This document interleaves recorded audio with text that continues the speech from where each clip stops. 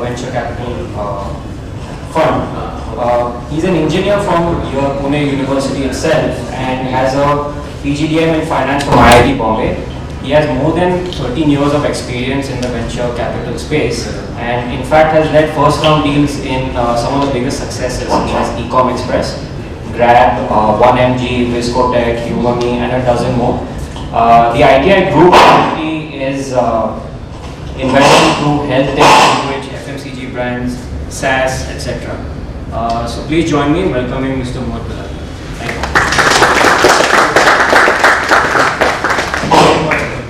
Okay, so first up, thank you so much everyone for braving the Pune traffic and for taking time out on a Friday evening. The city holds special value to me because the city actually holds a tremendous amount of love for me because I was born here, brought up here. I was born actually in Ruby Hall, which is not too far from here. So it's always nice to come to Pune. And what I'm going to do today is take you through a very boring 55-slide presentation so that we can all sleep it off.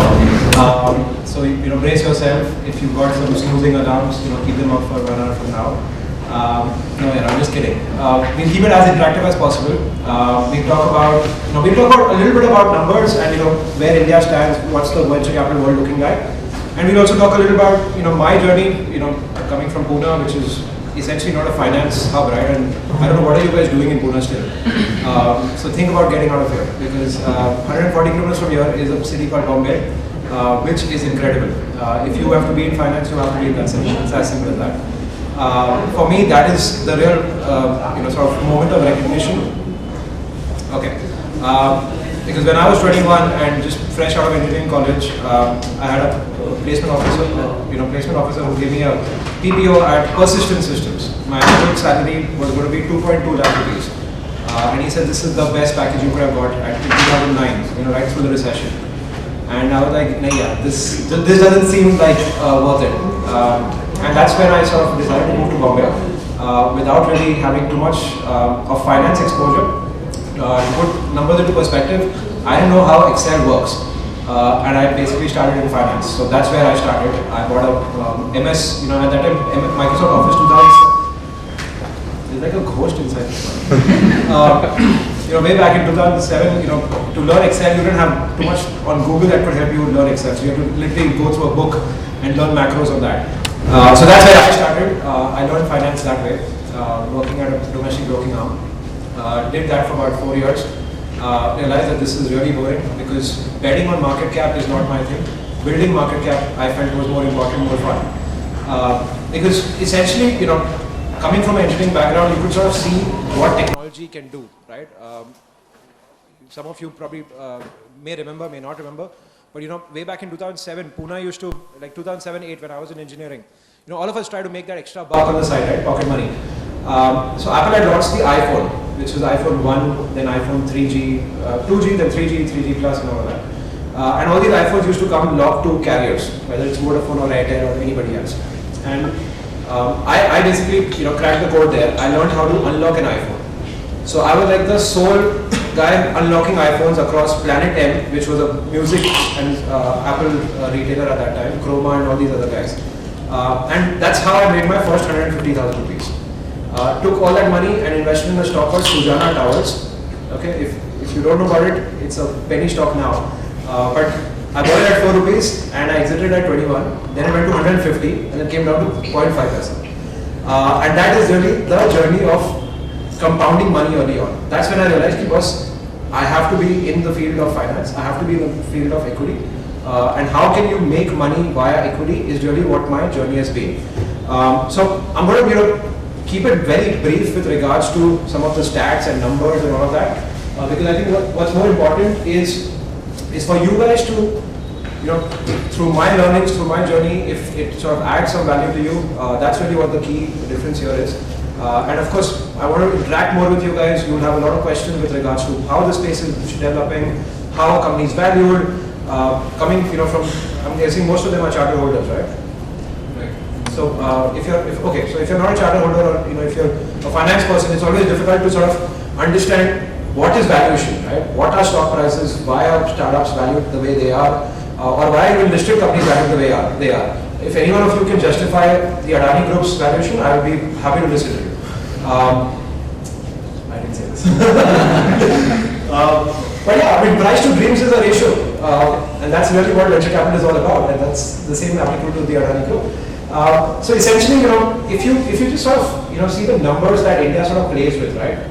I just wanted to sort of touch base on the India story.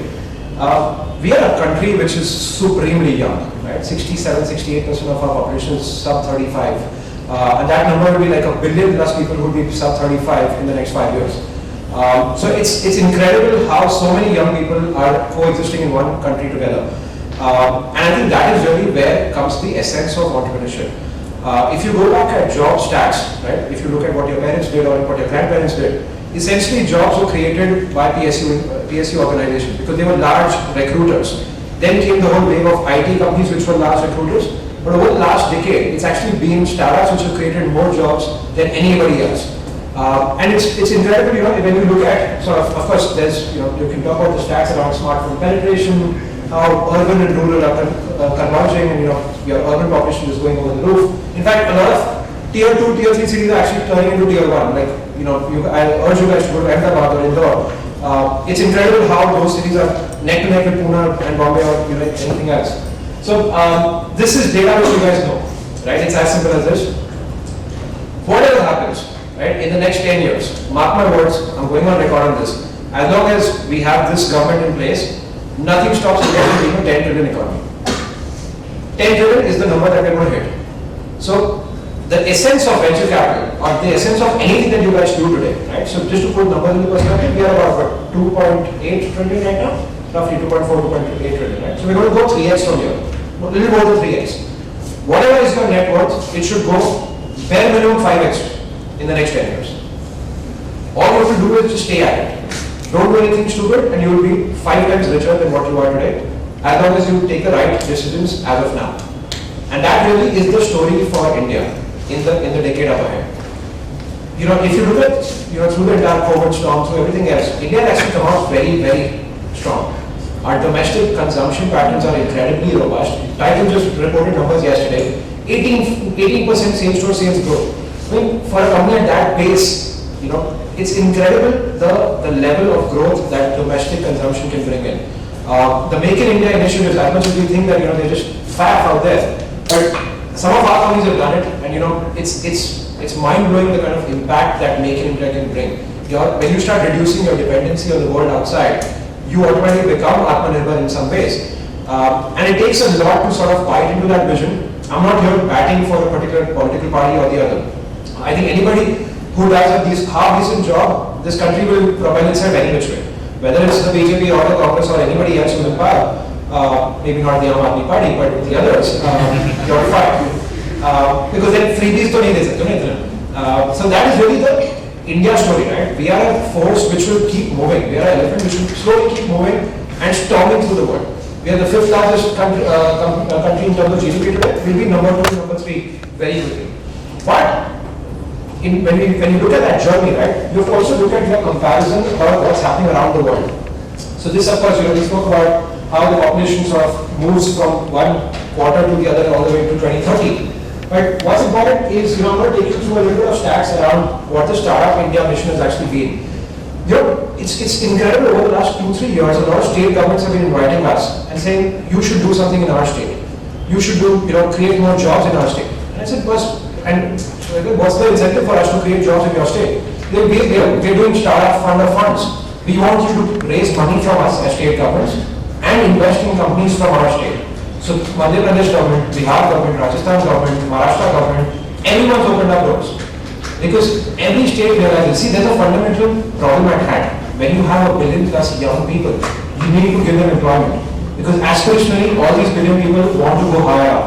If your parents ate Parle-G, you don't want to eat Parle-G anymore. You want to eat Bourbon, you want to eat Oreo, you want to eat Choco-Pie. That is India for you. India always wants to move up. No Indian wants to stay exactly where their parents were. If your friend has an iPhone, you are desirous of having an iPhone. You don't want to buy a Xiaomi smartphone, even if it has the same features. It's that drive in India, it's that hunger that India has, which is propelling us. Now the problem is that this hunger needs to be satiated with enough jobs and enough income in your hand. That really is what the government also realizes, that you need to build more jobs. One of the good statements that the government has made is realize that it's not the government's business to run any business, which is why you've been seeing divestment happening across the sector. Your airlines are gone, you're seeing across BPCL, HPCL, everything else. You're looking at a lot of divestment that's happening. So your PSUs are not going to create jobs for you. They will not create wealth for you despite the 7th, 8th pay commission coming in place. What is going to create wealth for you is new jobs that get built out.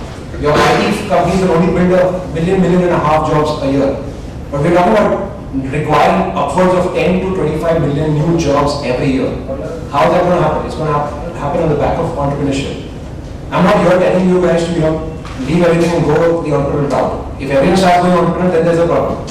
But if you have a great idea, if you have a vision to build something, if you have a vision to create large-scale employment, I urge you to do it. We've done it across so many of our companies. Funnily, 2 of my companies in Pune, one of them is the largest employment generator in this country. It's a very basic business. It's a startup which started about 15 years ago. It was my first private investment ever. This is a Pune-based company called BVG. Have anyone of you heard about this? It's called Bharat Vikas Group. They are essentially a facilities management company. What they do is they provide cleaning services to some of the most prime locations in the country, right? From the Prime Minister's house, President's house, your airports, your large malls, large government buildings, all of that. Guess what is their employee base? 1.8 million people. 1.8 million people. This man from Satara, who started on the shop floor of Tata Motors, has created a company which employs 1.8 million people today.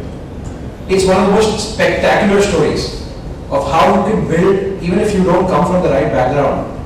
And I'm a prime example of that. I'm not even saying I'm 1/10 of what Gaikwad has done. But if you have the vision as well as you are daring enough to get out of your comfort zone, there is a lot that this country can give you. And that really is what some of these entrepreneurs have done over the last decade. If you look at the level of employment that's been created across the 79,000 registered startups, directly you've created 650,000 jobs. Indirectly you've created almost 2.5–3 million jobs, or families that you've touched. That's the impact that is being made, right? So it's very important that you have these numbers in your mind, because you will need a lot more employment coming in.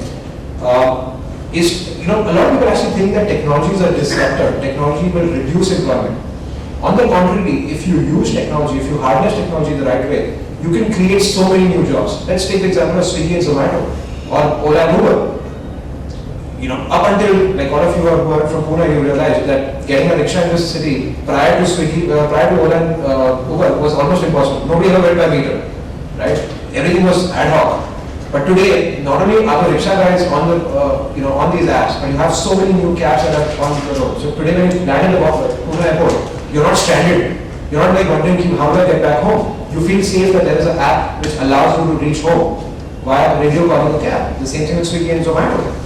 Your favorite blue line delivers all across the city now. Or Kayani Bakery, you don't have to stand those lines anymore. You can just order on Swiggy, or do a Swiggy Genie pickup. So that is really the key impact that some of these startups have done. And it's important for you to sort of look at some of these numbers as well as look at what has really been the reason why this has happened. Okay, so the inflection moment for India, there were these 2 or 3 in the last decade. And I'm going to talk about 2012 when I started venture investing, what kind of landscape was there at that time, and what it is today, and we'll try and see where the future goes. 2012 when we were investing, right, it was an open wide landscape. There were not too many investors, there were not too many funds out there. You had some of the best deal flow in town. Today it's a lot tougher because there's a healthy amount of competition out there. Each one of us is trying to carve our own niche, trying to carve out our own strategy. And I'm guessing in the future there will be a little bit of consolidation that happens across various spaces. But before we go to how that venture capital space will move, it's kind of cognizant to see these 2–3 key events that happened, why India and why venture capital and why technology picked up. One of the key moments was 2014, when we had a change of power. Then came 2015, 2016 when Reliance decided to get into the telecom business. Jio single-handedly changed the entire landscape of how smartphone penetration works. It changed the entire landscape of how internet is consumed. I was amongst the first people in India circle to move my Vodafone number to Jio postpaid. I still get a bill of 234 rupees because I was the first users there. And I kid you not, I've never had to look back. I don't have multiple numbers, I have one number, which is my primary Jio number. And you know, it's good to have a dependable, reliable network that is giving you uninterrupted 4G speeds. And what makes us super bullish on the future is what 5G does. Now, as a fund, we've been working on, and I'm sure you've heard of these buzzwords called Web3, moving things decentralized, blockchain. 5G will just change the game altogether. So if you think, you know, so what is the internet today that you're on? Right? So if you go back to the genesis, and I can see a lot of young people, and I can see a few slightly mature people here, you will understand the genesis of the internet a little more, because if you go back to the 90s, right, the internet was just about connecting people, bringing people online somehow, right, on slow bandwidth speeds, showcasing with a single non-interactive UI that this is my company, this is my .com out there. The internet that you are enjoying today is an internet which is democratized, it's free, it's available to you, and you are basically the user who's basically getting monetized by advertisers.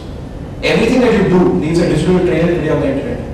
And based on that digital trail, the internet keeps itself powered up. Every time you go on Facebook or on Instagram or on Amazon, I know exactly who you are. I can upsell you ads basis that. Today, all your smartphones are listening to everything that you're saying. Because all they're waiting for is that, hey Siri or okay Google. You know, it's interesting, you know, I was sitting with the head of R&D for Samsung. And before we walked into the meeting, he said, what phones are you guys on? So I said, I have a Samsung phone and an Apple phone. He said, can you switch off both the phones and walk inside? I'm like, hold on, Samsung, you know, it's your company, why are you asking me to switch that one off? I understand you want the Apple phone to be off. He said, no, I don't want any phones in my meeting. I said, but, you know, I'll put it on airplane mode. He said, absolutely not. You will not keep a phone in this meeting. Whatever we speak, the phones have to be away.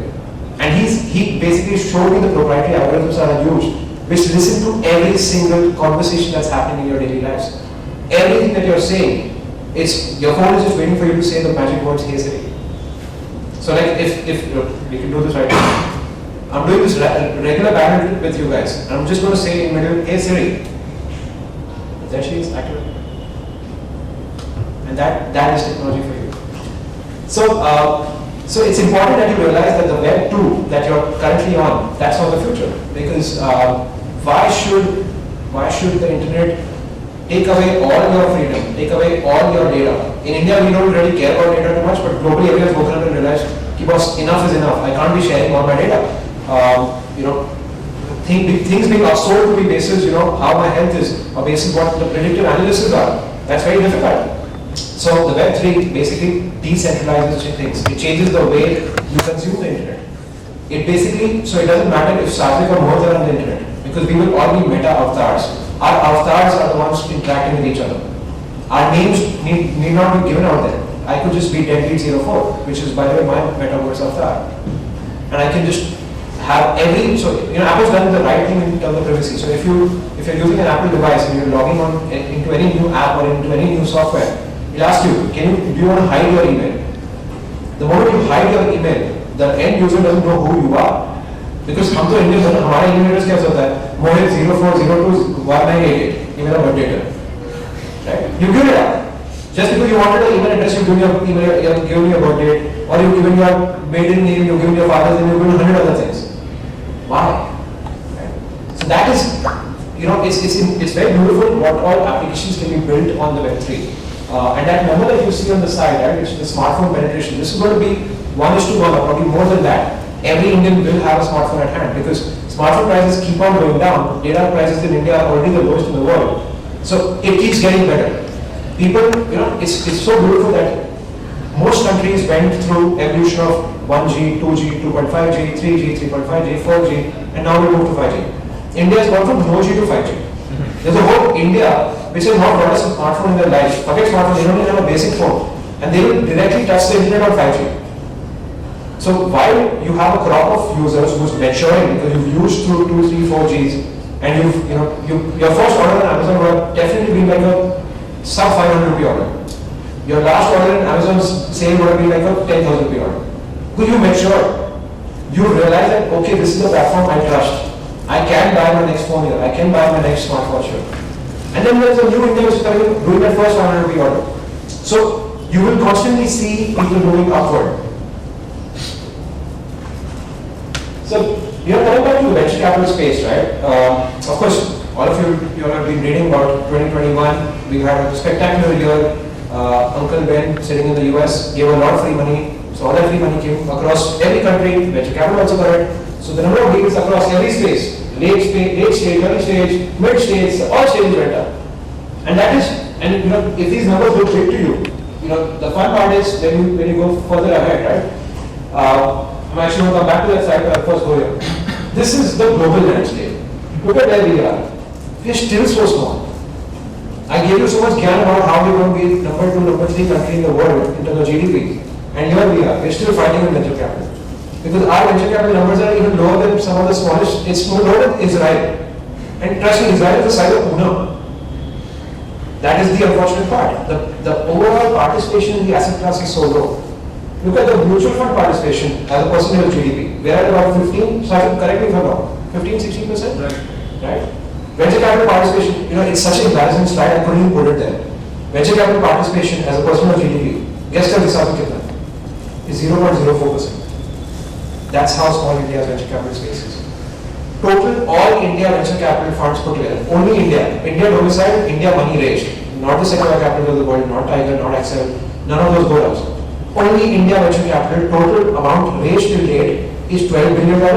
Total amount disbursed till date, that means invested in companies, is only $5.7 billion. That's 8. For a country that we're talking about reaching 10 trillion. So now comes the beauty of our space. The beauty is, just like mutual funds, your participation in venture capital will keep going on. While your overall GDP expands by 3x, your venture capital as a percentage of GDP will keep on going from the 0.04% all the way to say 2 or 3 or 5%. And then that number will be substantially larger. To put numbers in perspective, it will be close to $450 billion. So, Sathik and I always talk about this. कुछ नहीं करना है अगले 8 से 10 साल all I have to do is just continue playing the same playbook that I have played till now and we will manage $1 billion plus हंसते थे. Am I right? Together we, he distributes my funds, so it's important that I take his approval. When I बोला कि overestimate कर दिया इसने and I am not able to raise. जुगाड़ कहाँ गए? इस जुगाड़ कहाँ shift? अच्छे दिन about start coming here. This is going to shift, and that's really the key essence of what we're going to speak on today. Coming back to how the years have shaped up for venture capital, right? So we had this crazy boom between 2012 to about 2020. 2020 meant there was the COVID moment, right? But between 2012 to 2020, honestly, it was one of the most incredible times of our lives because we were seeing innovation happening left and center. I remember sitting in Ola's office very early on when they were raising their second round at about 250 crore valuation. I mean, just seeing the dashboard of every city and seeing cabs being aggregated basis the heat maps of those cities. Like Ola even had granular details way back in 2013 that CFA Society has a panel talk over here. So there will be 50 people or 100 people that are coming. So they will need cab when it ends by around 8:39. So cabs would be reallocated to this area. Or if there's a port day concert happening or something else happening. So way back, in 2013-14, building those dashboards, it's incredible, and this keeps expanding. Currently, we are in a phase where a lot of that money that came in 2021, right? Because after COVID, things just blew up. EdTech blew up, everything, FinTech, everything blew up. Now we're back in the phase where we all put our heads down and we say, okay, enough of valuation nonsense. It's time to prove your mettle. If you're worth X, why did you get there? And showcase your valuation. I think even the listed markets have asked those very hard questions. And it's important. It's important that you all realize that life is not always an upward graph. Even if you look at your own ECG, it won't be just S. It will be up and down, right? So we are in the down right now. We will get out of it stronger. And it's important that people and entrepreneurs and everybody goes back to the ground, builds it right. The next leg of companies, Nifty 50 configuration is anyway changing. And mark my words, in 10 years, only about 10 or 12 companies I have visibility who will be non-tech enabled, who will be still on Nifty 50. The rest 38 will be technology enabled companies. Reliance will be the big ball there. Reliance clearly has seen it way before everybody else that technology is the future. If you look at, we sold a company to Reliance, which powers the entire back end of Reliance Jio, the newcomers and the new initial businesses. I mean, their vision of where they want to take India is remarkable. And I'll talk about that case study very quickly. So it's important that we sort of understand that it's not all good. There will be times when we have a little bit of a reality check. So we are right now in a reality check moment. And this, of course, is the slide which every venture capital fund in India likes to boast of, right? 120, 114, 115 unicorns that this country has made. I mean, honestly, I can see two of my companies there. It's good that there is this whole unicorn status that we celebrate, but it's also important to know how many of these 110, 115 are going to be relevant 10 years from now. And this is exactly the reason why when we set up our fund, we decided to keep a sector agnostic approach. We don't want to tie ourselves to sectors and say we will only be specialists on those sectors. Because those sectors may just completely get disrupted. They may become redundant. So in order that you don't become redundant, you have to have an agnostic approach. I'm in the business of investing money and making money. And I will do it irrespective of how the tide is turning. That is important for you to realize, that don't be emotionally attached to anything in life. More so in today's day and time. You can be emotionally attached to your wife and your family and your friends, which is fine. But besides that, don't be emotionally attached to your stock. Don't be emotionally attached to your car. Because your car is going to be redundant. Whatever car you drive today, 8 years from today, you will have to scrap it. Because you will be only madman driving a IC powered car at that time. If any of you already moved to EV, I congratulate you. Because that's the future. You know it's coming. It's coming at much faster pace than you can imagine it to. So it's incredible to see all these names, but more than the celebration, you have to be cognizant about what is going to be out there. So coming to who we are, what is idea growth, who am I? This is I briefly spoke to you about this whole sector agnostic approach, where can we sort of dream of a future, then put ideas into our dream and say, okay, these are the actionable ideas within our dream of where we see India or where we see technology. Can we identify people who are executing those ideas and then go deep into those spaces and build? Our portfolio is all about dreaming. Our portfolio is all about investing in companies which are born out of a different purpose altogether. We don't invest in businesses which are only for high cash burn, who will attract you as a customer and then be gone. And these are learnings. I was investing in a company called localbanya.com, which was basically like what Big Basket today is or what Grofers and everybody else is. And my biggest learning was, first, your customer is never loyal to you, right? Because your customer is only loyal to discounts. The convenience loyalty has only now started coming in for the likes of Swiggy, or maybe a little bit for Zomato. But again, if tomorrow they start charging you 59 rupees for every delivery, you will again go back to something else. So it's important that you keep changing basis what is the flavor of the season. And that's where the agnostic strategy has helped us. We look at practically anything and everything under the sun. The sectors we don't understand are, say, agri-tech. मैं किसान नहीं हूँ, मुझे नहीं आता agri-tech, तो मैं नहीं आता. But besides that, we look at everything that's happening under the realm of the sky. And our portfolio is diverse in that exact same way. So of course, needless to say, the job of venture capital fund is to have a very thorough selection. Only probably 1 or 2% of the companies that we evaluate actually make it through as an investment. And this is the truth about venture capital. Entrepreneurship is not easy. You have to be building an idea. You have to be executing and building a company which is at least India shattering, if not earth shattering, because that's when it will attract venture capital. But I'm not here only to back for venture capital. I'm saying even our friends and family, even around, which is, say, if you're building a dhanda, even a dhanda sometimes makes great sense if there is an annuity cash flow coming in. Say hypothetically you identify that, okay, Pune doesn't have a good momo company, right? And you make a momo restaurant across 3 different prime locations. Let's say Janani Maharaj Road, let's say MG Road, and maybe something in Madhurpata. Build deeper into that, and there's enough of cash flow that you can build only from selling momos. Does it need to be venture capital backed? Does your momo have to go pan India? Maybe not. But can you make enough money for yourself and can you employ about 50 or 70 people and build a sustainable business out of it? You can. So part of me talking to you today is take the entrepreneurial lead if you think you have it in you. Or join an entrepreneur who you think is going to change the world. But get up and do something. Don't get absorbed by the same rut of boring old school companies. Because that is an immense waste of your talent. You have to do something which is cutting edge. You have to wake up every morning and say, how will I conquer the world?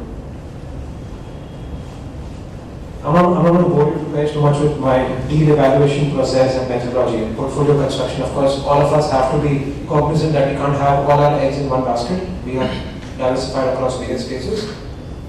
So this really is the report card. This is the report card which has been pre the fund, and then there is the fund report card. To give you perspective, this is what I showed Satvik when I first came to ask him to raise money for us. And he was like, okay, well, this is fine, you did this all in your personal capacity. Now, when you're making a personal investment, right, say you buy a stock, let's take in listed entities, right, you buy Reliance, it goes down tomorrow. You are only answerable to yourself. You took the call, you lost money for yourself, you will answer it to yourself.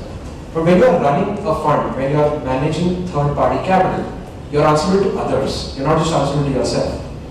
So, as much as you would have a track record in building some of these great businesses, can you demonstrate the same in a fund structure when you raise money from others, when you are doing it for somebody else?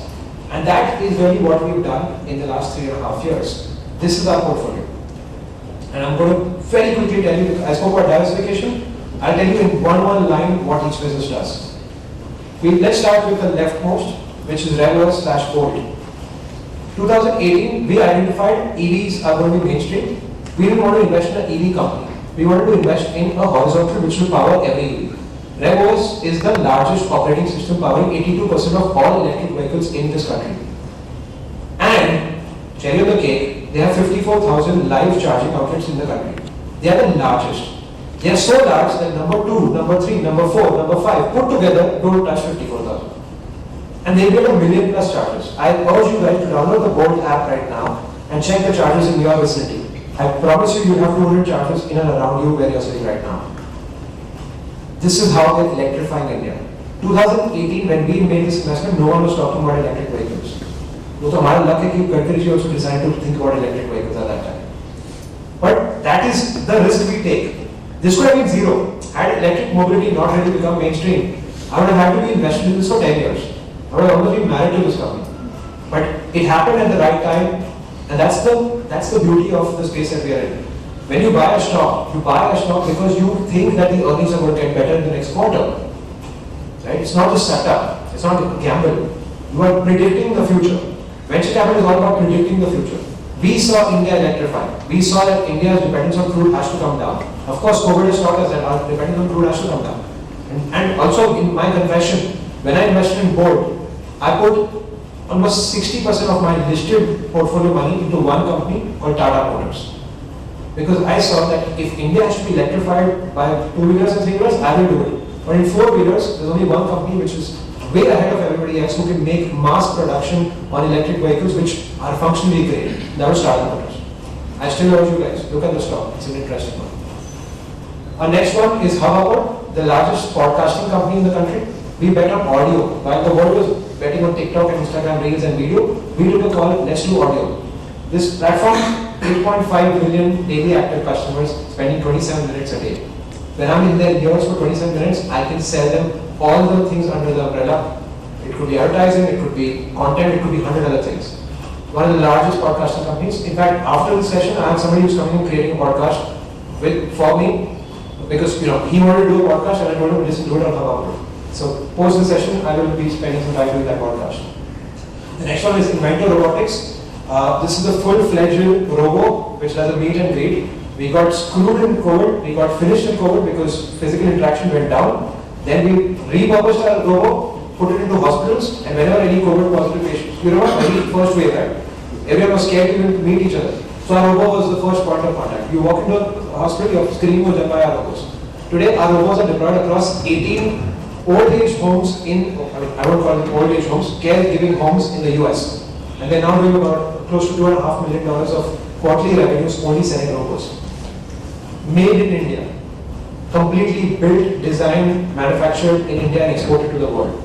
Right from the LiDAR technology, and these are autonomous robots, they move on their own. You don't have to do it. They will sense that, okay, there's a person sitting here, I need to go from the side. He can see, he can touch, he can do everything else around it. You guys should Google Inventor. You see a picture of Modi ji and Ivanka Trump also there. The next one is Gatekeeper. it's in the payment space, exactly like Paytm, but partnered with banks and building on that stack. 2.8 million merchants on the platform. Building for India, by India. Vikara, which is in the gesture and motion recognition space. All of Maruti cars are now coming with Vikara equipment fulfilled. So if you're looking at the Grand Vitara, which is the new car that's coming, the gesture recognition, you can change audio using your fingers, is Vikara powered. British Tobacco is a co-investor with us in this field, where they're developing the next leg of vapes and e-cigarettes using Vikara's gesture recognition. Red Wing Labs, again a poster child.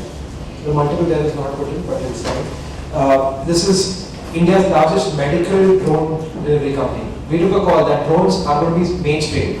But do I need drones to deliver food to me? No. Because you're not dying if your food comes to you in 30 minutes. You don't need it in 7 or 8 minutes. But if you need a critical organ to move from point A to point B, if you need blood to move from point A to point B, drones are a great mechanism to do it. And not just in urban cities like Pune and Bombay. Our drones today fly 1,000 kilometers a day in places like Arunachal Pradesh, Meghalaya, Sikkim, where we have changed. So there's something called medicines in the sky. That entire initiative is powered by Red Wing Labs. We changed the entire drone policy to open up the space for drones, and that's how it's benefited our company. It's opened up the whole space of what can be done with drones. So it's important that when you're investing in a business, you're not just playing a financial operator role where you're just doing the investment and getting out of it. You have to also work and build. You have to also open connections for these companies so that space is open up. For me, when I was invested in 1mg, I was not in 1mg just because I thought e-pharmacy is going to be big. I was in 1mg because I worked with the regulator, changed the 1940 Drug and Prosperity Act, legalized the space so that medicines can be delivered to your house. Our motto was simple, that the government wants affordable drugs to reach you. Between Sun Pharma manufacturing a drug and you actually consuming it, the markup is 5x. Because everyone in the middle touches it. E-pharmacy reduces those middle people. The next one is Building, which is in the online content space, EdTech, incredible platform where you can do masterclass courses for culinary and hospitality. Evolve, which is in the healthy snacking space. We've just got the Haldiram family coming in there. Reference, which is in the creator gig economy space where they're providing CRM and ERP tools for gig economy workers. My for all the women here, please, I urge you to download that app. This is a democratized one-stop app for all women-centric things. Right? So you want to just do a casual channel, you can do that. You want to track your PMS time and everything else. This is the app, and it basically is building out a full-fledged health-focused app only for the women. Subtle AI is in the contextual search space, doing some very exceptional work with State Bank of India. Broadleaf, which is a D2C tea company, again doing pretty well. And those are the ones who are not doing too well, so there's no point talking about it, right? And that's the unfortunate part about our business. You win some and you lose some. My learnings from my losers are a lot more. But there's no point wasting time talking about it right now because what we're here is to build more winners, not to ponder and cry and think about the losers.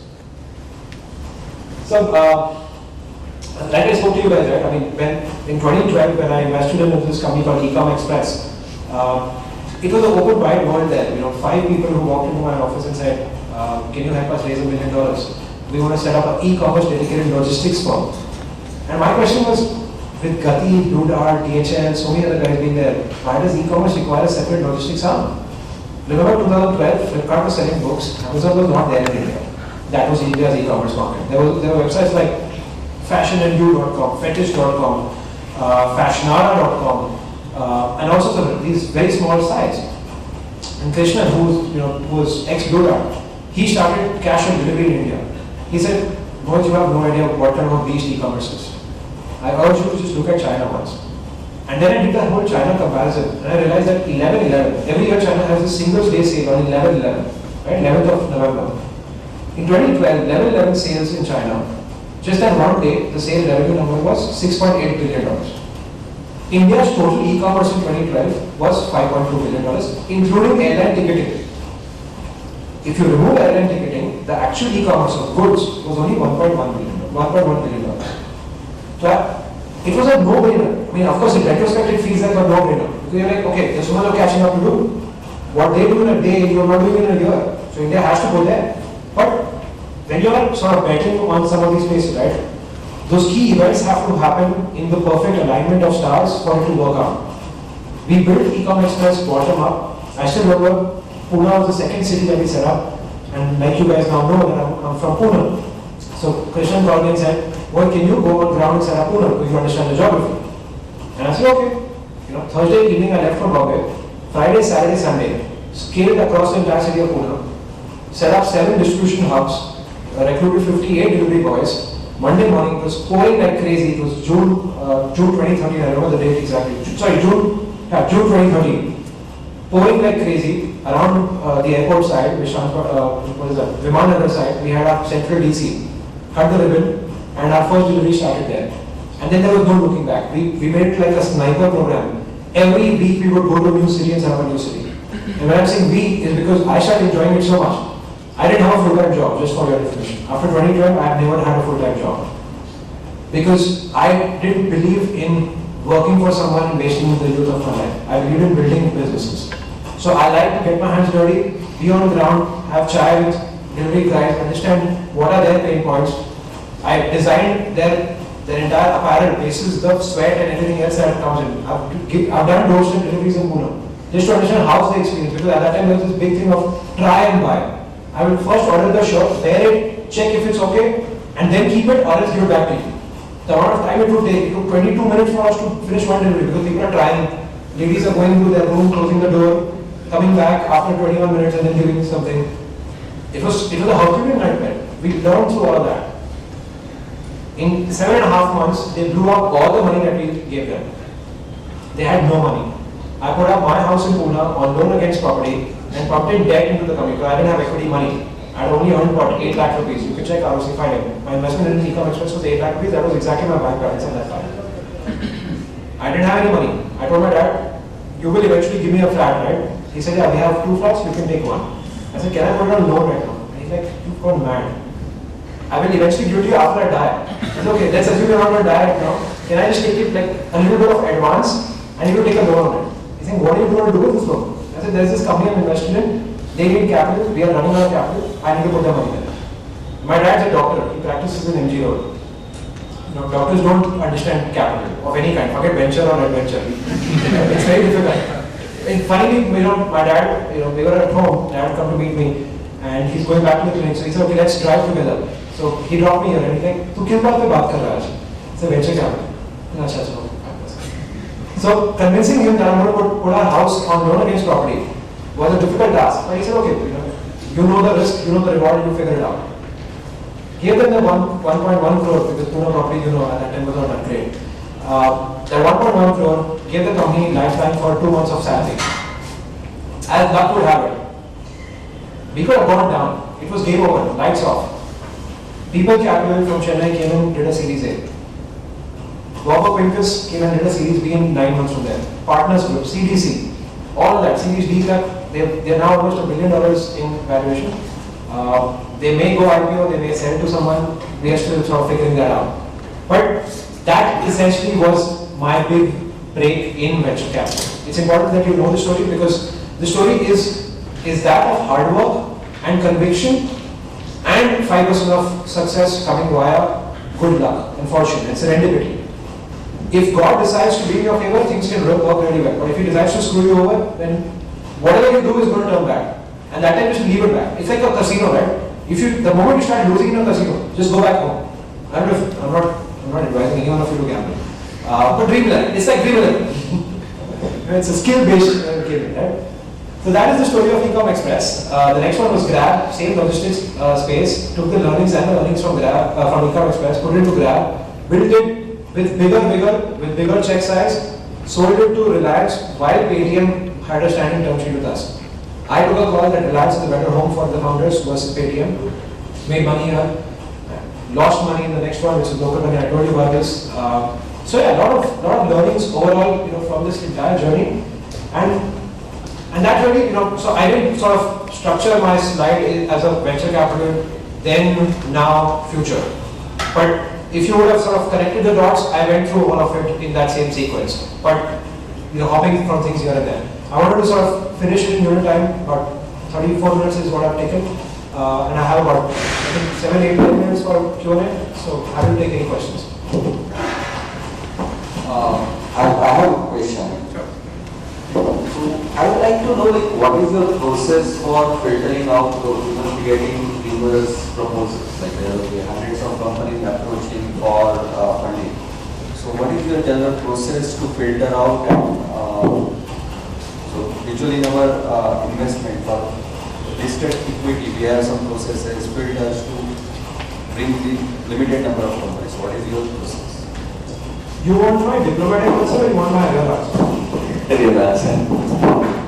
So, okay, now let's start with the diplomatic answer because I have to do that.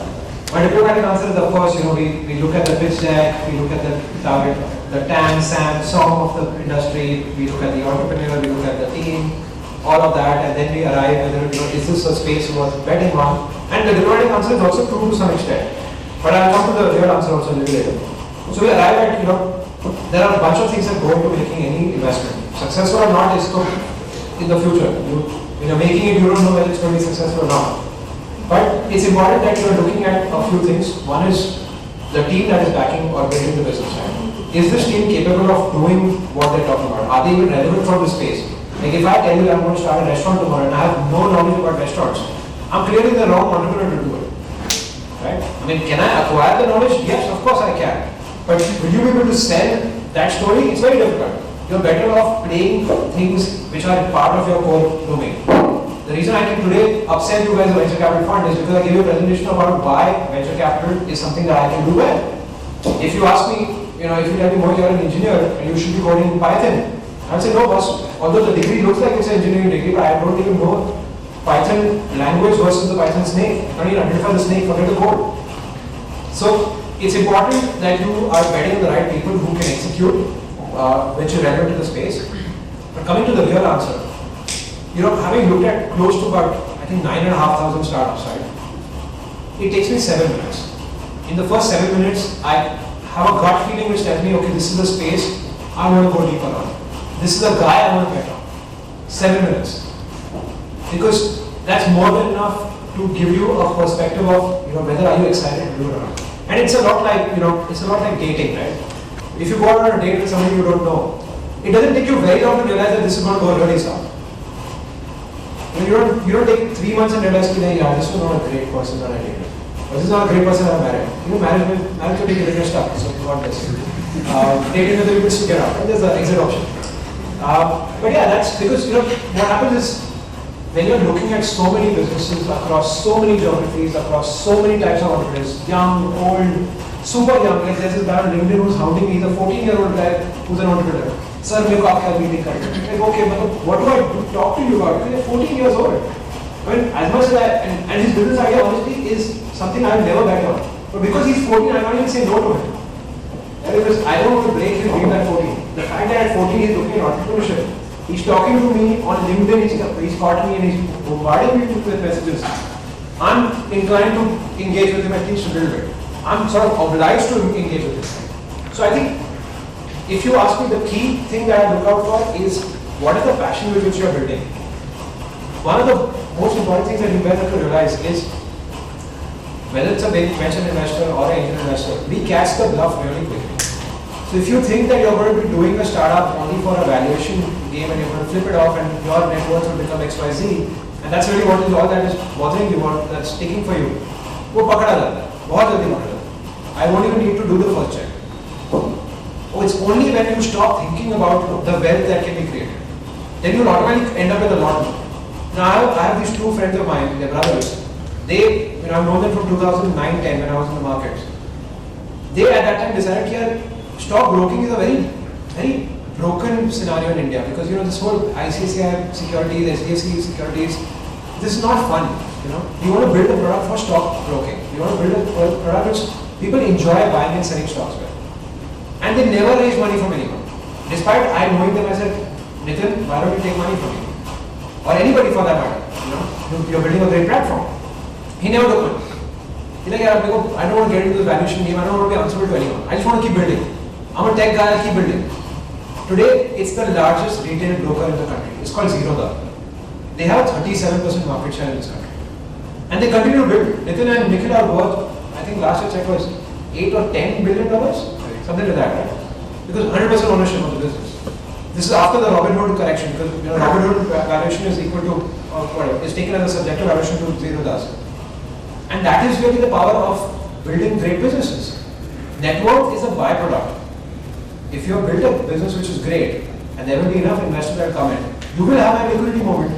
It may be an IPO, it may be a takeover, it may be whatever it is. But don't build on the first day itself thinking about how much money will I make? What is my exit going to be? Most entrepreneurs make that mistake of I will be worth X if my company gets valued at 10 crores or 5 crores.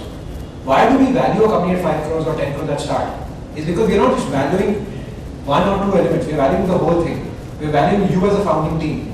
We're valuing the idea that you've come up with. How novel, how unique is it? We're valuing the fact that what can this company go up to? All of those things get built into valuation. I wish there was like a straight answer to valuation or to what is the deal valuation. I think everyone is subjective. There are incubators who will just invest in anything and everything out there, and then there are ultra PE and VC funds, larger PE and VC funds who will possibly reject a lot more than even what we reject. And we are somewhere in the middle. We reject a lot, but not as much as the others do. So I hope that answers your question. I give you both diplomatic and non. Yes, go ahead. Hi, so firstly, thank you for the wonderful insights. And I've been a former founder of a sports tech startup and recently also cleared CFA level 1. So my question is that why is it so difficult to get into the VC industry? Is it because, like you said, the community or the industry is so small? Is it that reason, or I would like to know what your answer is? Yes, I'm like literally the last one who should be talking about this, right? Because I found it very difficult to get into it, so I started my own fund. That is not a mission for you, right? If you don't get a job in a particular company, if you think you can build a rival to that same company, then do it, right? It is difficult because I think there is a lot of exceptional talent out there. A lot of exceptional talent. Like if I look at my team today, each one of them is, and I've never said this out in front of them, probably will say to you guys, each one of them is a lot more qualified, degree-wise, as well as even aptitude and ability of hard work than I am. And that sometimes scares me, but it also makes me play a very different A game, where I'm like always trying to be above them because I'm clearly leading that team. So it makes me keep reading all the time. So I think you're right that number of venture capital funds which are there is of course very limited. I told you about that, right? Numbers are not speaking, are not lying. $20 million is your total India venture capital market. If you think you really like the space, do a few private investments yourself, come set up a fund. It's as simple as that. And then demonstrate that track record on money that you raised from others. I did that. And I want more people to do it because it's not, there are a lot of learnings. It's not easy. Nothing in life is easy. But it's not as difficult as it seems like. You can gain experience a lot more. Like today, the reason I can make a call to my friends at Sequoia Capital, Sherry, they're both very dear friends, or Elevation, or all these guys, is because they don't respect me for the lack of Ivy League degrees. They respect me for the fact that on ground I've built some of the most interesting businesses out there. My deal flow, I used to run the Sequoia Scout program in the middle. In my journey, there are parts which you don't know where was घर पे बैठा ही था, so I had to do something. So I was, consulting a startup. I was running the Sequoia Scout program, which is basically finding investments for Sequoia to invest in. Right? And the only reason they did it is because they know because I don't have the bandwidth with my expensive team to go down into India. But here's this guy who's determined to do it. So jao karo aap. And on a success basis, you will get a percentage carry in that transaction. So there are many such avenues that we run a scout program today. Because I know between my team, we don't have the bandwidth to go length and breadth of the country. So if you want to sort of, get up, and this is what we opened up on LinkedIn. We said emerging people who want to get into venture capital, source deals for us. We will invest if we think it makes sense. You will be the one monitoring that transaction for us. You will get a carry on that transaction. And then you also get to have the brag right said, I was the one who brought this deal. That basically is the first step towards your venture capital career. You don't have the money today. And I'm not saying you have to put your money. I put the money. And like me, there are 10 other firms who are doing scout programs. We will put the money, but let us do transactions. It's not distribution value. It's not like mutual fund distribution, because that's a very commoditized space. This is on the ground actually scouting for talent. So I hope that answers it. Yes, thank you.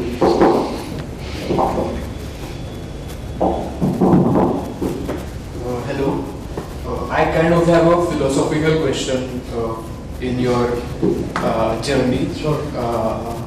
Like if finding the next big thing or finding the next unicorn is like a black swan, then why not invest in every damn startup out there? So it's like a roulette table, no? Have you played roulette? Yeah. Okay, roulette is basically a table. Have you seen the board keeps rotating? Yeah. There are 35 numbers on the table. Okay? Yeah. So you can choose that I put it on say number 4. And when the ball spins and it comes on 4, your payout is 35x. Okay? But if you put chips on all the 35, like say you're putting 1 rupee on all 35 numbers, whatever number comes, you will get a payout of 35x. But your investment was of 35, you got also 35. So you got a 1:1 payout. And you stand the risk of having a 0 also. On the table, there is no 0 number on which you can put a chip. No, read a little bit of roulette, because I'm guessing you don't play roulette. Yeah. Investing in every startup, my net return on my own capital will be abysmally low. You cannot physically ever make money that. It's like saying in the market, why do you only buy companies of X versus Y? Why all 7,500 stocks which are listed? You can't. And there's no philosophy, there's just practicality. There's no practicality in buying all companies because some have good, some have good businesses, some have no businesses, some are share companies, some are running good. That's it. You can't. Right? So you have to see, and that is really the differentiator. Who are you? Are you somebody who doesn't know anything, and because you don't know anything, will bet on everything that's there?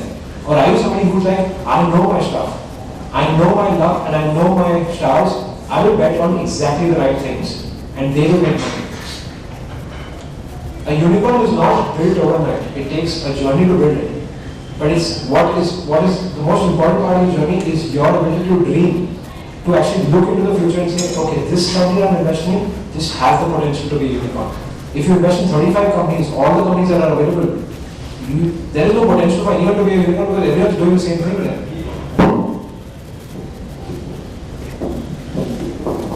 Yeah, hi, this is Vivasan from Wealth Managers. In your deck, I saw one slide that at cost the weight between different sectors and like now at valuation. So one sector was very big. So yeah. So how do you decide reallocation or rebalancing between sectors, or like how do you manage the investments like once they are at a certain stage? Like how do you decide exit points or like putting additional fund in different sectors? How do you plan that? That's an incredible question. See, firstly, there's a fundamental difference in our asset class versus, say, the mutual fund, right? This was exactly a very pertinent question when you're investing in listed entities. That, okay, I invested in Reliance, suddenly my weightage of Reliance has gone up drastically because the stock moved that much. And then you can sell Reliance and reallocate your capital. Our space doesn't work that way, right? Look, it's not as liquid, right? I can't reallocate capital that quickly because exits take a little bit of a phased manner. It takes a little bit of time to, build out the exit. You need to have a liquidity event happening. Somebody else is investing in your company, that's when you sell out. The sectoral breakup is something which is not really sacrosanct because as long as you're fine with, what you're looking at in that chart is the mark-to-market valuation of the fund today based on the sector that has raised the highest amount of capital. That doesn't mean that the dynamics will not change because the others have not gotten bigger. Right. They will proportionally keep getting bigger. So the pie is expanding, and in the expanded pie, you will see suddenly drones will now become like 18-20% because Red Wing is raising up $4.5 million round. So it will keep dynamically changing, but I will not remove money from one sector and put it into another. That I can't do. It's almost impossible to do it because it's not liquidity in the market. But if it's a beautiful question because 10 years down the line, I think there is going to be enough platform that has to be built out for creating liquidity even in the unlisted space. You should be able to sell shares of companies easily using a platform. Like even I as a venture capital fund should be able to offload some of my winners or losers and book profits and losses, just like I do it in the stock market, right? So there is anyone who wants to start up, that's a point. I hope that answers your question. This is Mohit here. So my question is regarding, I noticed you have very little promotion, maybe one or two companies in fintech sector or something. So my question was, I am obsessed with credit. I love, like, who don't love free का पैसा and return after some days, or who don't love 1% पे उठाऊंगा and 3% कमा के return करूंगा, that kind of thing. So I realized I started earning like 5-6 months ago, and I started using credit card. My bills jumped, my budgeting expenses and everything. So I realized this is great industry to look after, because when you get credit, you try to spend more and that kind of thing.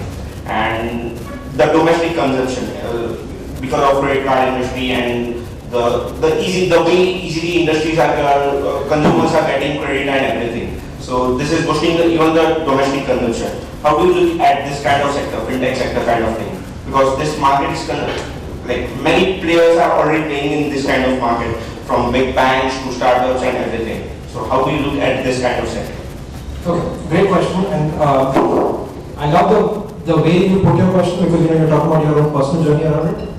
Let me put numbers into perspective. On credit cards, okay, at least for premium credit cards, no company in this country makes money. Okay, not HDFC, not Axis, not ICICI, nobody. On premium cards, nobody makes money. Credit card, if you look at the percentage of total bank earnings, is less than 4.5%.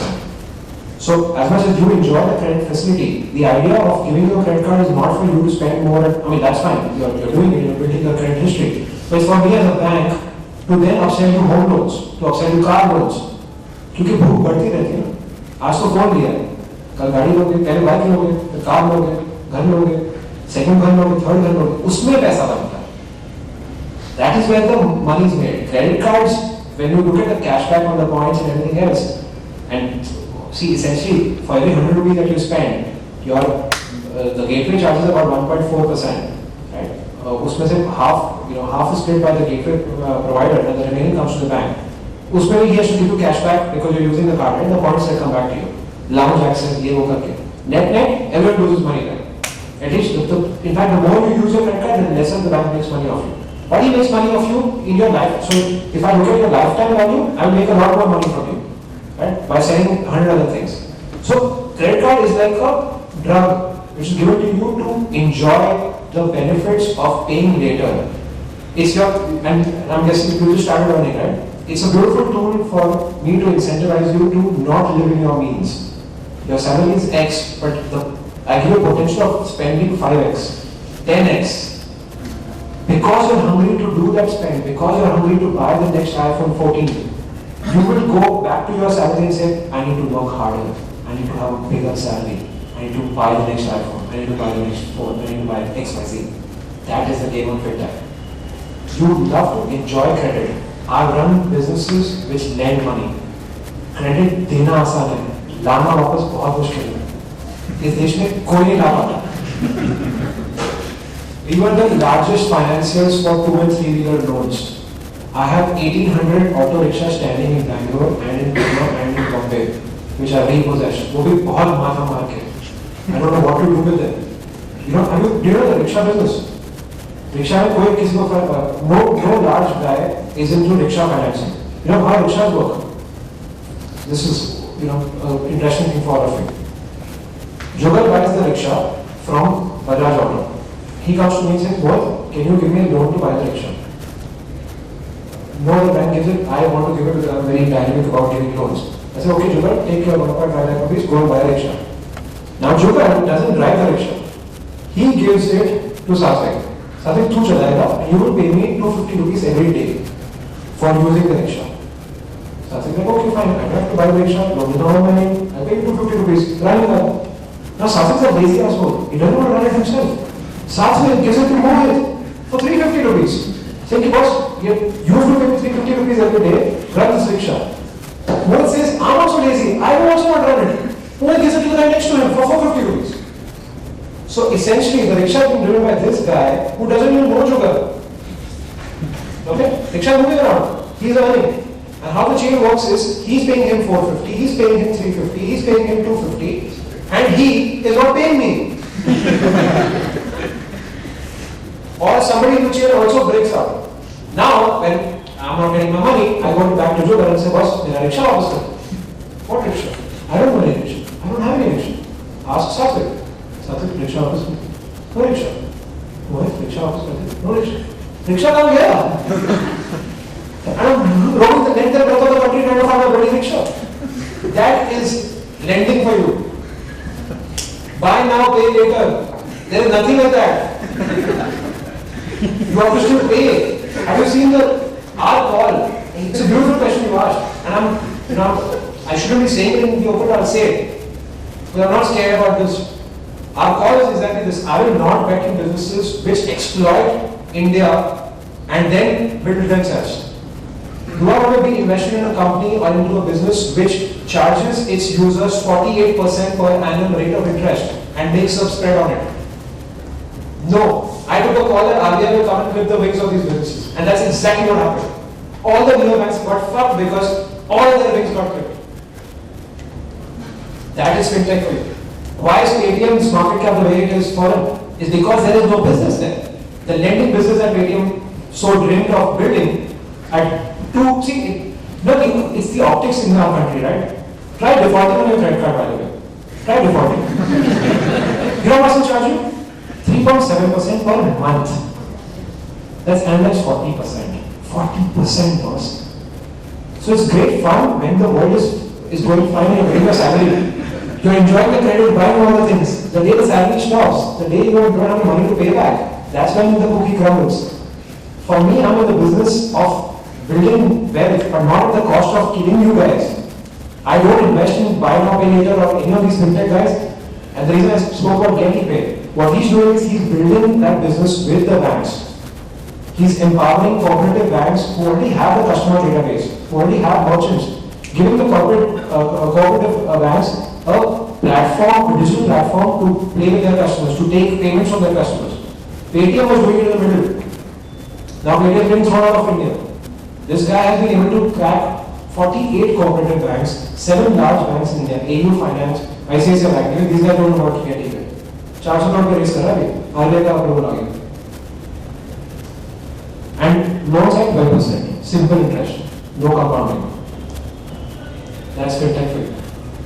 Around the world, fintech has been exploited under the guise of, again, we started this entire conversation with regards to customer data. I scrape your phones, I know what's your monthly salary, I sell you buy now pay later because I know you will be able to pay them today but you will default. I'm waiting for you to default. When does the credit card company make the harsh money? When you start defaulting. देखो मैं credit देके 45 days 50 days का credit देके तो हर बार पे करता रहेगा. पारी में सिविल स्कोर मेरे लिए क्या है?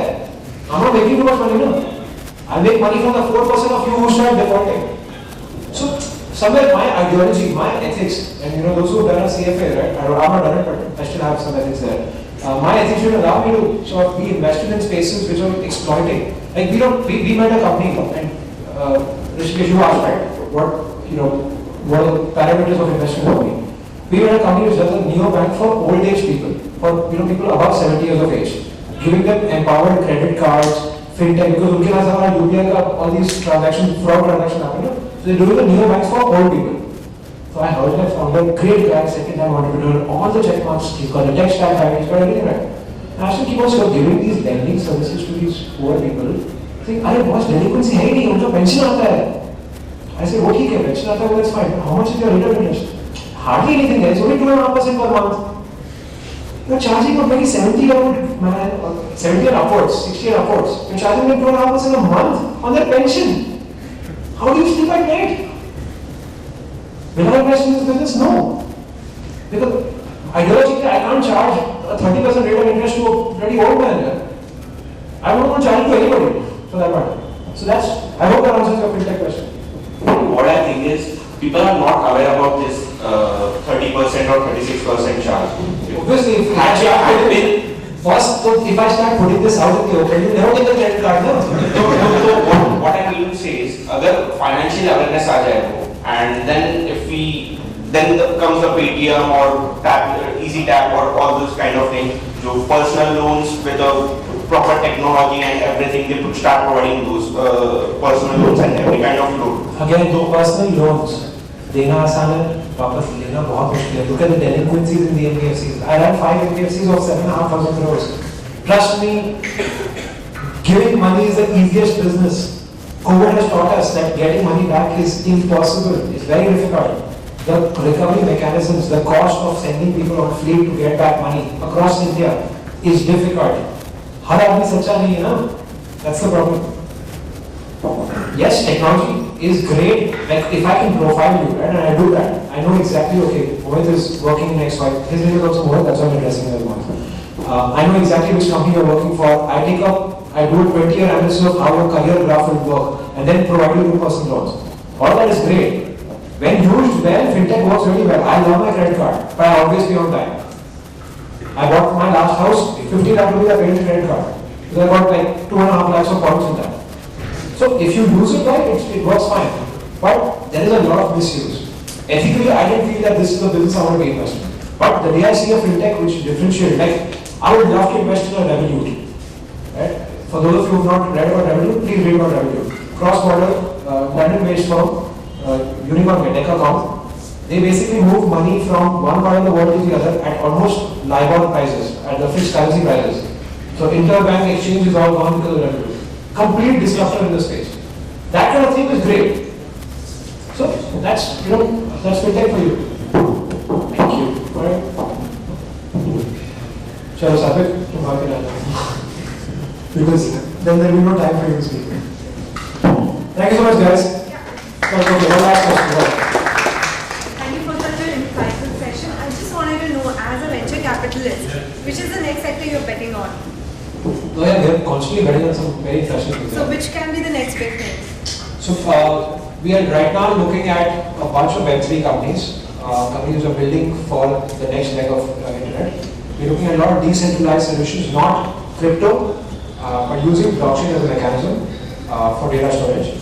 We are looking at a very out-of-the-box EV company which has developed a phenomenal super bike in the EV space, affordably priced. TVS Motors is investment there. It's an expensive deal for us, but we really are very bullish about this one particular EV company. We are doing something in the pet care space. We are doing something. See, I think it keeps evolving, right? I like to say I look at life 12 to 18 months ahead. I don't look at 10 years ahead, because 10 years ahead, a lot of these companies, and I showed you a list of 110, they're not even be around. So it keeps dynamically changing. But anything which is sort of potentially disruptable is great to always bet on. I think some of the very interesting SaaS businesses coming out of India, most like, for those of you who do listing markets, Traction Technologies is listing itself, is opening up IPO. I think it's a great software, it's a great tool. I would be a subscriber to that IPO because I personally use Traction a lot. A lot of data that you saw comes from Traction. So I think, if you are building great stacks out of India and selling to the world, your dollar revenue recognition is much higher. So I wish I had like one answer for you, right? This is the space, but these are the few spaces we're looking at, Thanks. Alright, thank you guys. Sorry, Sasha will literally kill me. I need to give him some time to speak. But happy to take questions offline while we are sort of networking outside.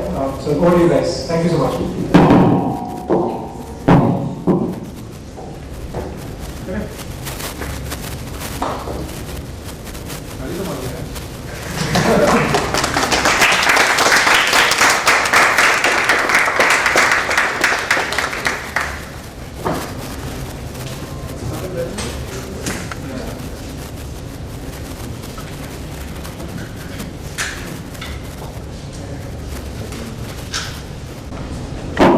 I have this question that what's for both of you actually.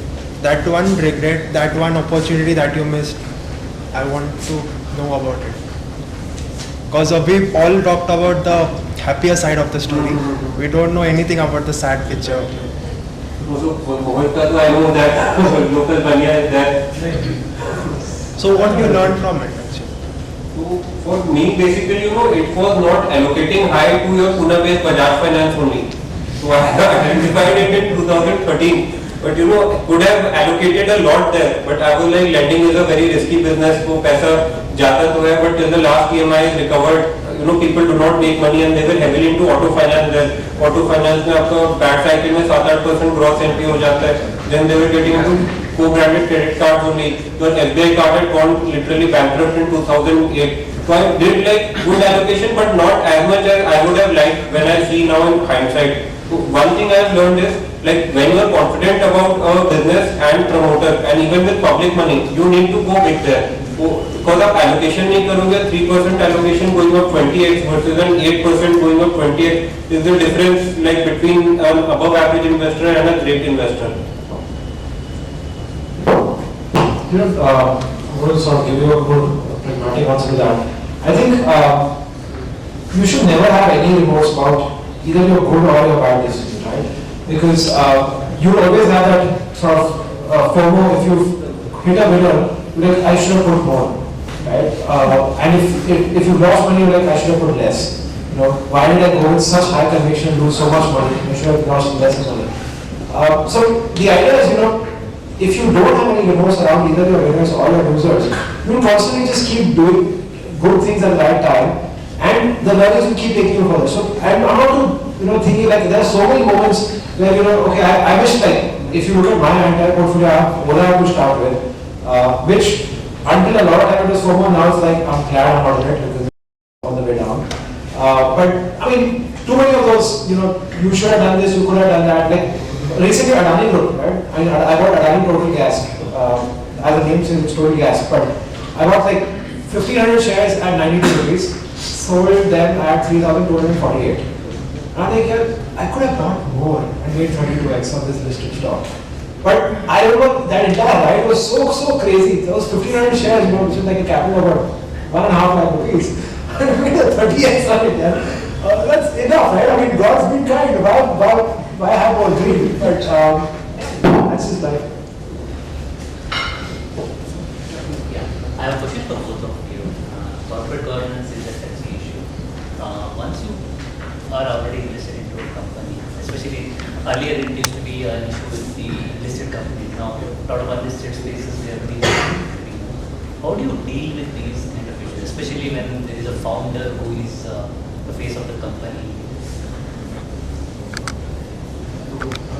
Well, especially in the case of listed companies, what we have tried to do is every year we run a forensics model. Because something is happening in the numbers that keeps on us on our toes. But now the catch is annual report comes 6 months after March 22. So then we have kind of set up Google alerts for these kind of things only. So recently we in fact made an exit in one of it is a Pune based company only.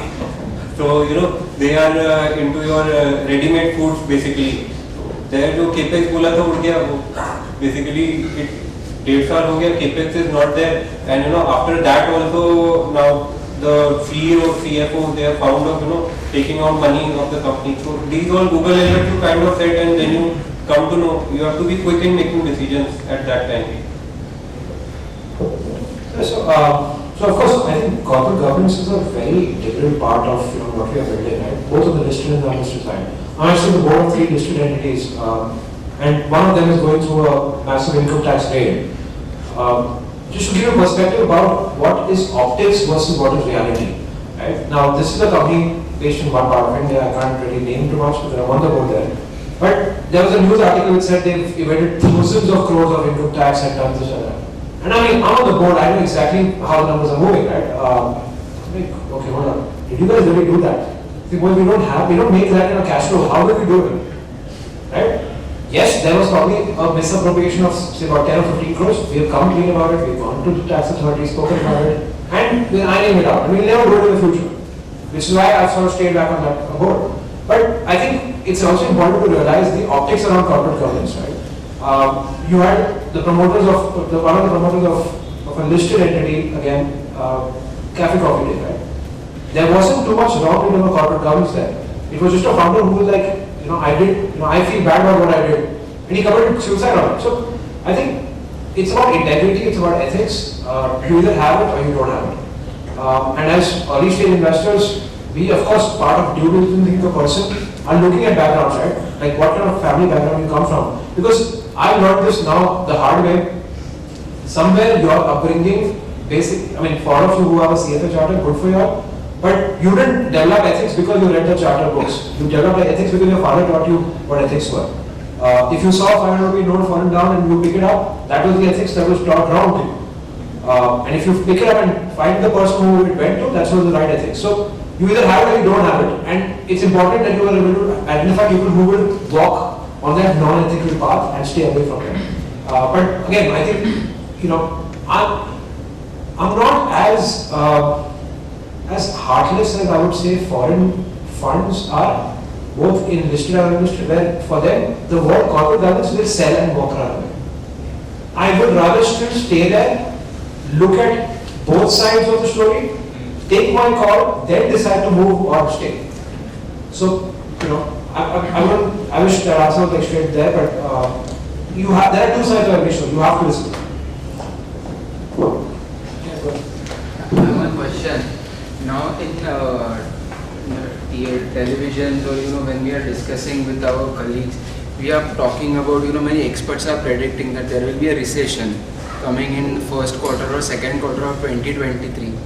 So as an advisor or what would be your strategy to stay invested in equity or mutual funds, or to redeem part equity and then stay invested in part this? What would you suggest? I think from the listed side, answer is better to answer it. My only learnings of managing my own money has always been that I buy fear and I sell into the euphoria. When 2009 nobody was, people were thinking that this is going to be like the mother of all recessions. I was buying. When COVID pandemic happened, I kid you not, I remember the exact date, 22nd or 24th of March, right? Just after the first lockdown had started, market was at 7,500. Nifty at 7,500. I was like a madman. I just went on a buying spree. I bought every single thing I could see. I bought Adani, I bought Tata, I bought Reliance, I bought everything. I mean, Keki missing on TV telling you the banks are not going to shut down. Why are you hammering HDFC so much? SBI was available at 0.4 times book.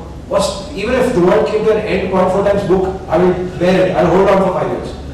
And as the markets have started moving up, around 80,000 I've been selling. So that's my personal thing, and I love to sort of buy into fear. When people say recession is coming, start buying, because that's when the markets will go down. When the recessions go, because the sentiment will turn very quickly. You will never ever be able to time the markets right. If you see good quality companies, buy them any day.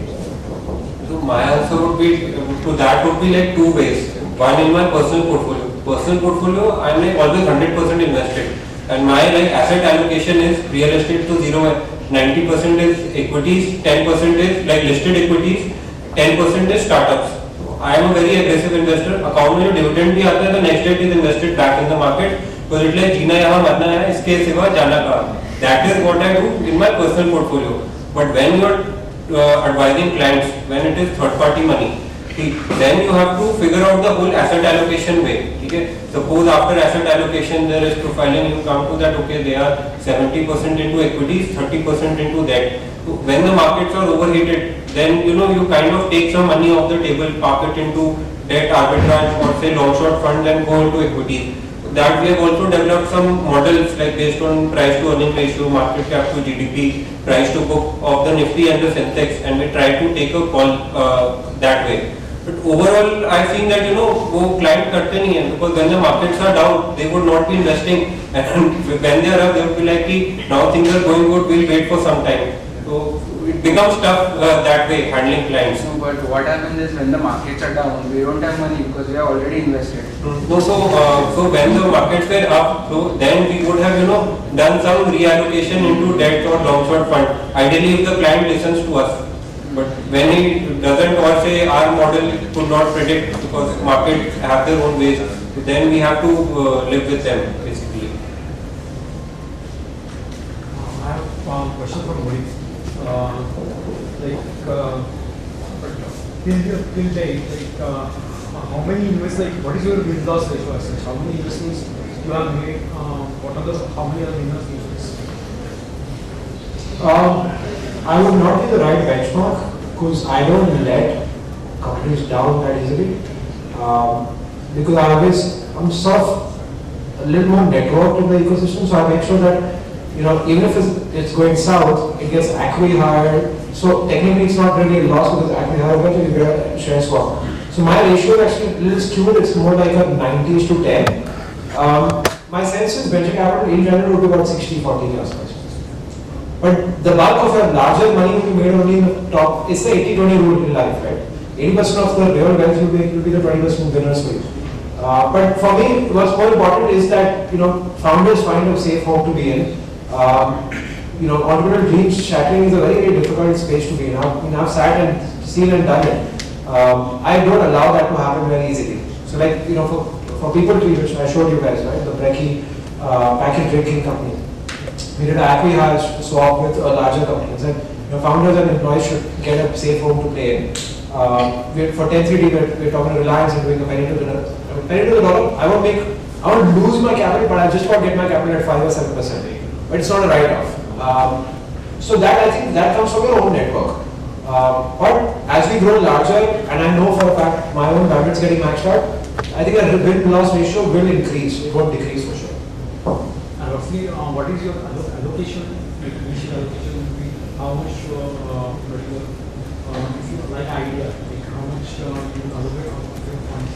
So we have only about 8 or 9% of our fund which goes into idea stage companies. Most of the other capital that we've put in has always been on at least a pre-revenue or an early revenue business. And as we see scale coming in, we keep doubling down. So like Board, which is our largest investment, you saw the big chart, right? Our first investment was 60 lakh rupees on idea stage. Then, a little bit of proof of concept came, 6 months later we did another 1.2. Then, we saw, okay, revenues are going fine, COVID hit, they were again struggling, did another 50 lakh rupees. Contrary to what my LPs were saying, the thing was you're going mad. Because I have conviction in the idea. I know that they're doing it right. And today, that investment alone is like a $25-30 million investment. So, proportionally keep scaling up. So at initial stage, 100,000 to about 250,000 US. 100,000 India was good. I had a question on the VC space. How important is the valuation on that space? Because on the listed space, it's a lot easier, I'll say, to value because those are stable company. But here the growth rates are very exponential. So projecting is more based on how I find the founder or the vision and what's. So, like I said, right, price to dreams ratio. It's not your ability to dream large. It's not your target addressable market that's large enough. Honestly, if we like a particular space and if we think we've got the right founders, we are not very picky on the valuation because then it's about just owning that company. Like with this EV company I'm talking about, I'm coming in at 2,500 crore valuation, which is way out of my normal investment horizon. Like when I tell, Satya doesn't know this because this is the newer investment. We got a question, he's like, boss, that was not the strategy you promised me. But I know for a fact that this is exponentially large. I know this is going IPO in the next 2 years. I will get my exit straight out. I'll make a 5x on it. Even if he does half the things he's saying. Gulati is if he does all things. Oh my God, you guys are out for a street. So valuation doesn't matter. As long as you have high conviction in some, and this is across all funds, right? When I've seen Sequoia running behind deals which they just want it. Then value, like Ola, the reason I missed Ola was because when I was doing a secondary at Ola, when somebody was selling, Rehan was selling, at 300 crores, did the diligence, did all of that, sitting in his office, met Bhavesh, all of that. Then after a week, there was just silence. Like, what happened? We've committed 5 crores, let us know how the paperwork works. Like, there's something happening, Matrix and Sequoia are fighting on valuation for the next round. Give us some time, we'll come back to you. And he comes back to me a week and a half later and says, yeah, we can do this round, but it will now happen at 905 crores. I'm like, hold on. 315 is what we were discussing 2 weeks ago, 905. You see, yeah, because they both fall now. 905 is a number they both want to put 50 crores each. So if you want to come with your 5, it's at this number. That time it didn't make sense to me. In the peak, Ola went to $5 billion valuation. That's the remorse, but it will come back to that. Fortunately, because of lack of time, we'll have to end the session here. But I think you can catch Mohit and Sathik both. They're very active on YouTube. In fact, Sathik makes sure he has a quarterly con call. And Mohit, in fact, I think you should catch him on a show called Ross's Table, which is running on YouTube. It's an incredible show right there, which is... It's like a poor man's Shark Tank. No, I think it's the real Shark Tank. If you see, it's the less dramatized Shark Tank. So thank you everyone for attending, and I think we have Rishikesh give a token of appreciation before the speaker. Just to Gaurav. So Mohit just told that he is approachable on LinkedIn.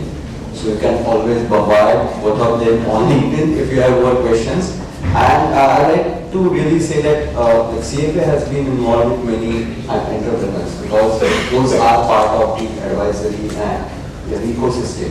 But we are not seeing many the startup. The differentiation I do is like startup is something looking at a very heavy growth, and the entrepreneur is something like the conventional business which they are trying to do.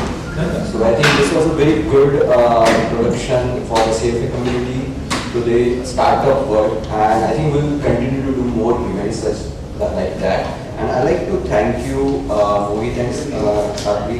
It's a very small thank you from us. And